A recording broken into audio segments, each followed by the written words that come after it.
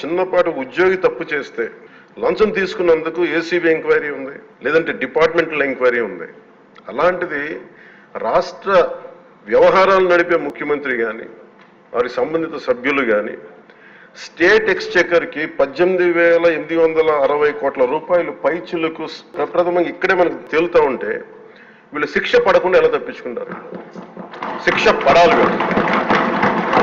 అందరూ ఇన్ని కోట్లాది మంది జీవితాలతో ఆడుకుని వీళ్ళ చేతుల్లో మటుకు ఇన్ని వేల కోట్లు దాదాపు విష్ణుకుమార్ రాజు గారు చెప్పినట్టు 30,000 కోట్లు వెళ్ళిపోయాయి. 18,000 కోట్లు ముందస్తుగా తెలుస్తుంది కానీ ఇంకా లోతుగా చూస్తే అది చాలా పెద్ద ఇది స్కామ్, ఇది దోపిడీ. తప్పు చేసిన వాళ్ళని గత ప్రభుత్వం సంబంధించిన ఇది ఇట్స్ నాట్ అబౌట్ వెండేటా, పగా ప్రతీకారం కాదు. కానీ వీళ్ళని స్వేచ్ఛగా కనుక వదిలేస్తే వాళ్ళ అదృష్టవశాత్తు ఈ రోజు వాళ్ళకి లేరు. వాళ్ళు కనుక ఉండుంటే వాళ్ళకి నిజంగా వాళ్ళకి సమాధానం చెప్పాల్సిన పరిస్థితి ఉండేది. తప్పించుకొని పారిపోయారు వాళ్ళు. ఈరోజు తప్పించుకొని పారిపోయారు వాళ్ళు. We have to make them accountable అధ్యక్ష. వాళ్ళు we have to bring them into accountability.